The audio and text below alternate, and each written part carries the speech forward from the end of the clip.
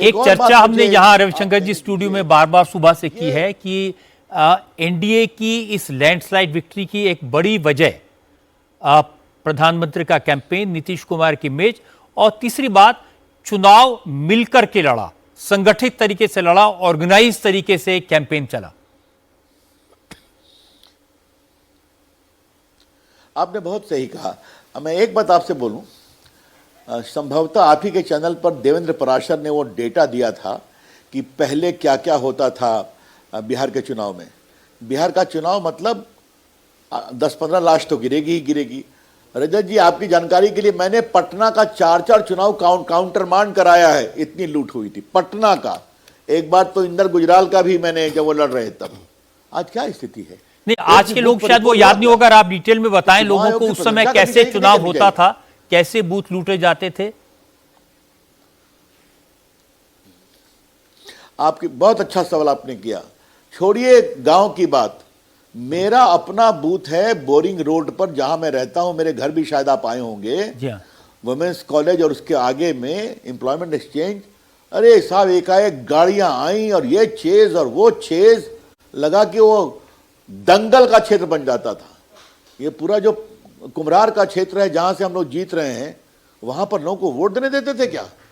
और फिर उसके बाद खबर आती, इतनी लाश गिरी, इतने बूथ में स्याही डाल दिया, इतना छीन के फाड़ के फेंक दिया।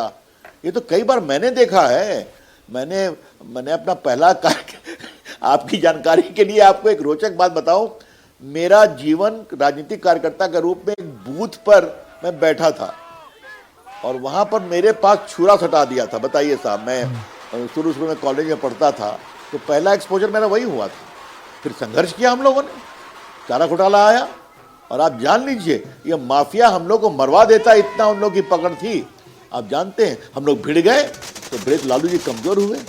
और आज जब इतनी बड़ी हार हुई है तो मैं लालू जी के पक्ष में एक बात बोलूंगा, वो बड़े नेता थे, जनता का बहुत समर्थन, पिछड़ों का, चपरासी के घर में पैदा हुए, लेकिन अपने सारे क्रेडेंशियल्स को उन्होंने बर्बाद कर दिया।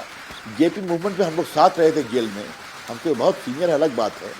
लेकिन आज अफसोस लगता है कि एक इतना बड़ा नेता, बड़ी संभावना थी, लेकिन हाय परिवारवाद, हाय भ्रष्टाचार, हाय लूट।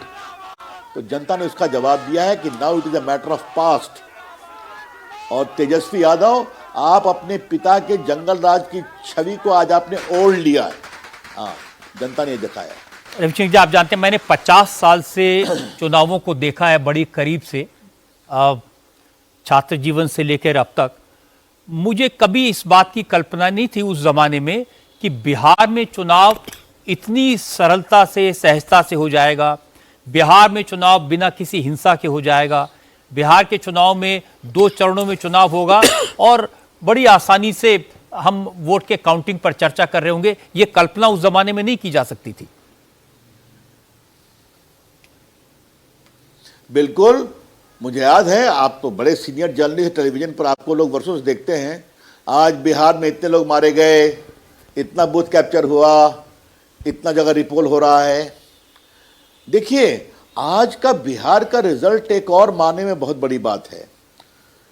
ये जो लोग हर बात पे सुप्रीम कोर्ट भागते हैं और हाई कोर्ट बांटते हैं, और ये जो so called Khan market gang, अगर मैं कह सकूं, हर बात पे सवाल, आज ईमानदारी से चुनाव हुआ है कि नहीं? एक भी बूथ कैप्चर हुआ है क्या? एक जगह भी वोटिंग मशीन के माल फंक्शनिंग की बात आई है क्या? यही देश है ना, वही प्रशासन है ना। तो ये बहुत बड़ा आश्वासन की बात है। It is a matter of great assurance कि आज भारत का लोग, और मैं आपसे एक बात कहूंगा रजत जी, और मैं कहना चाहता हूं कि बिहार के इस चुनाव के रिजल्ट और बिहार के चुनाव के कैंपेन, ये केस स्टडी होना चाहिए ऑफ डेमोक्रेटिक एम्पावरमेंट ग्लोबली। कि जिस बिहार के बारे में इतनी टिप्पणी होती थी, वो बिहार इस तरह से इलेक्शन को कंडक्ट करता है, जनता उसमें ट्रस्ट करती है और एक इनकम्बेंट गवर्नमेंट को ये सुपर निर्णायक बहुमत मिलता है। ये बहुत बड़ी बात है। एक और चमत्कार है जिसके बारे में आपसे पूछना चाहता हूं। नीतीश कुमार जी के बारे में 3 महीने पहले कहा जाता था कि वो अचेत हैं, वो 4-5 लोग मिलकर उनको चलाते हैं, वो कोई कैंपेन नहीं कर पाएंगे, वो कुछ लोगों के कैप्चर्ड विक्टिम हैं। लेकिन इलेक्शन के दौरान जब कैंपेन 1 महीने हमने देखा तो नीतीश जी को बहुत एक्टिव देखा। तो ये परिवर्तन आपने देखा या जो पहले कहा गया वो उसमें बिल्कुल कुछ बात सच नहीं थी?